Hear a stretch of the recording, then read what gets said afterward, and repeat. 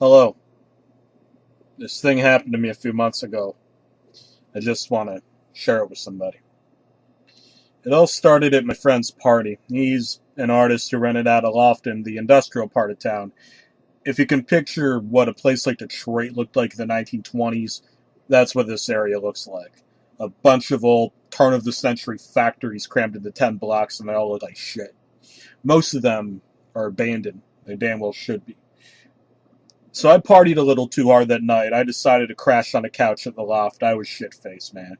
I woke up at around 4 a.m. The sun wasn't out yet, but you could still make things out in the dim blue light. I went to the bathroom, carefully tiptoeing around the people that were passed out on the floor, making sure not to vomit on them. As I was taking a piss, I tiptoed to look out the bathroom window, and I saw the panorama of deserted urban decay. Oh, this piece of shit city. I need to move out, man. I remembered how much I once liked places like this. It was so dark, devoid of life, and strangely serene. There was still a part of me that liked it, but, eh. I went back to the couch. I tried to fall asleep. After 45 minutes of staring at the ceiling, I decided I didn't want to be there any longer. So I swallowed my pride. I called up my girlie. I said, "Get me out of this hellhole." Walking around the vacant streets at this time was not an option because I kind of like being alive. And she's an awesome girlfriend, so she was totally cool with it. And she said she'd be there in about half an hour, and that she'd give me a call when she was outside. My phone died 10 minutes later, so I decided I'd just sit by the window and watch for her car to come by, like an obedient little boy. I sat there for a while, my eyes started getting heavy, and I began to doze back off. A crashing noise outside woke me up. It wasn't loud, but just enough to snap me back into reality. I looked out the window, I scanned the area, I didn't see a thing.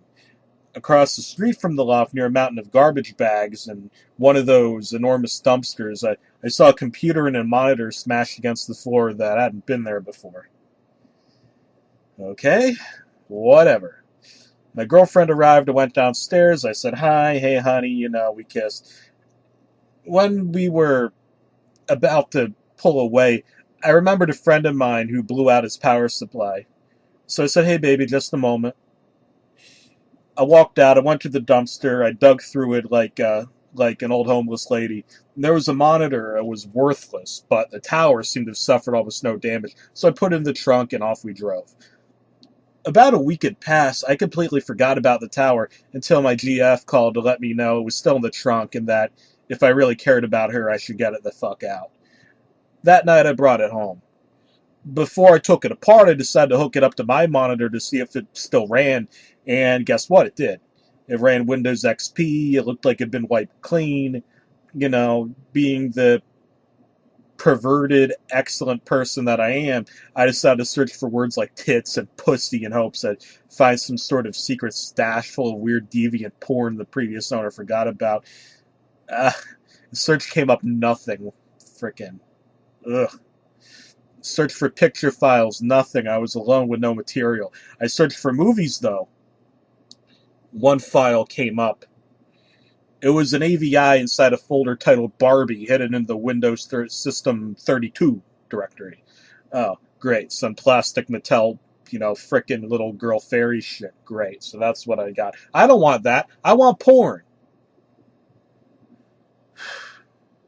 What sort of sick fuck would watch this? Anyway, I played it. And this is where it gets disturbing. The movie was about an hour long. It was made up of what seemed like raw exported footage. The footage was of this woman sitting on a chair and talking against a white backdrop. I skipped through most of the movie. It was the same continuous shot, kind of sexy lady, no porn. I decided to sit through the footage to find out what she was going on about. 15 seconds into the footage, the audio went completely bad. Her voice was drowned and harsh. Static background noise. I couldn't make out a damn thing. So I imported the footage. In the Final Cut, I tried to mess with the levels and isolate her voice. It helped a little, but I still couldn't hear what she was saying. I was intrigued.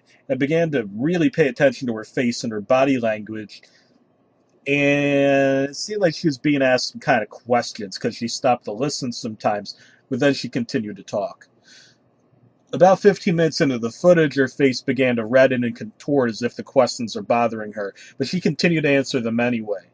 Shortly after, she started crying. She sobbed hysterically for the duration of the film. Sure as hell wasn't getting me off. I'm not that kind of guy. One of the few words I could lip read was skin. She repeats the word many times throughout the footage, and at one point she even pulls at the skin from her arm and mouths the word. She seems so unhappy with her skin. There's a lot more I want to get off my chest, but it's getting late, and I gotta go do something about my Johnson, if you know what I mean. I'll share the rest tomorrow.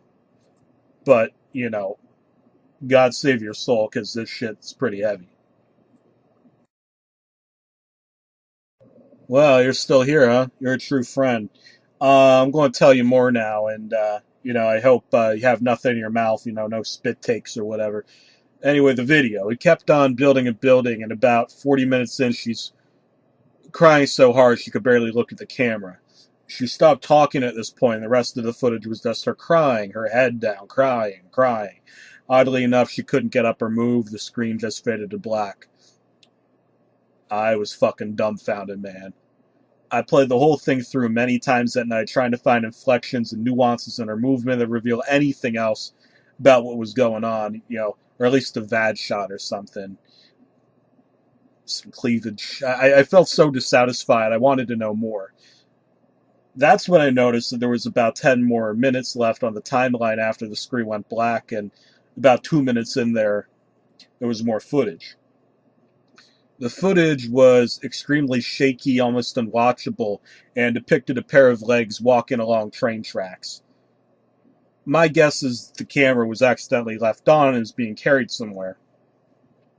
The person in the footage walked along the train tracks for about 6 minutes and then turned into the forest and walked over what looked like foliage flattened by a piece of frickin' plywood.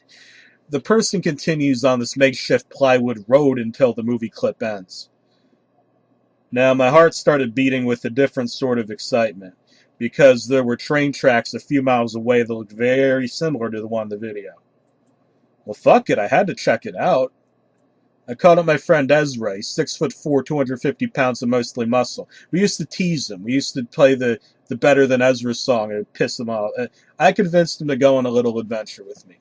I'm no pushover myself, but I felt it was to go, if I was to go, wandering in the woods looking for God knows what.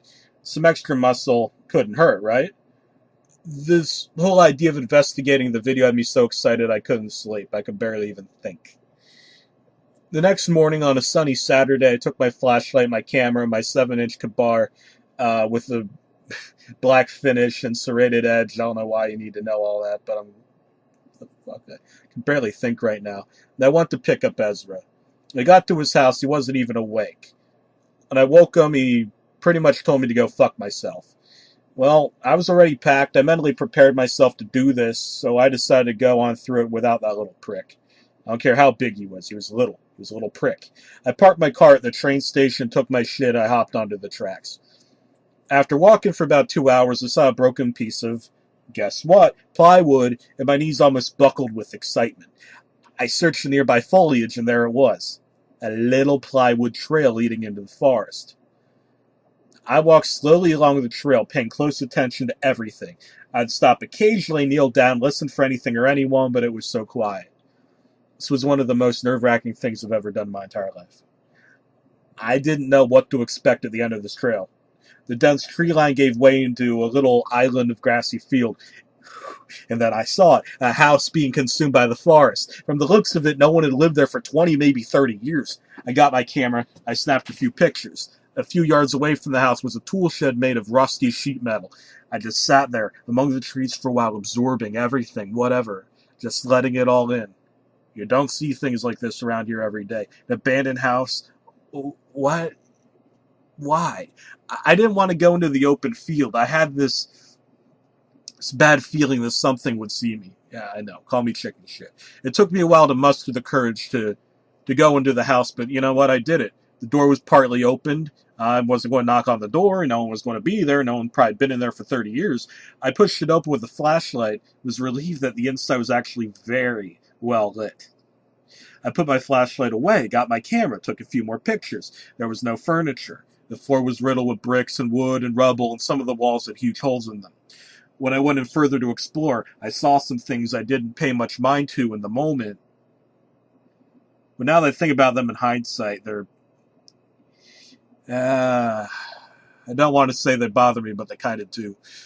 The first thing that seemed a little odd was that one of the doors in the first room that I presumed led to the basement seemed a little too new to be in this house. It was also the only door in the house that was locked. And when I made my way up to the second floor, I saw some chairs and a fold-up table that also seemed a little too new to be there. What disturbed me the most for some reason was the bathroom. The dust on the mirror had been wiped away. In the bathtub, I saw a clear plastic tarp that still had water droplets on it from what I presume it was washed clean. That's when I heard something moan really loud, not very sexy. I jumped the fuck out of the second story window. I ran back to the tracks. Halfway there, I realized the moaning was most likely a water pipe expanding or contracting, and that little moment of relief gave into the horror I felt. I wondered why the water would be running on an abandoned house in the middle of the fucking woods. It's been a little more than 2 months since this happened. I haven't gone back there. Fucking Ezra can go alone. I'm not going there. No, not again.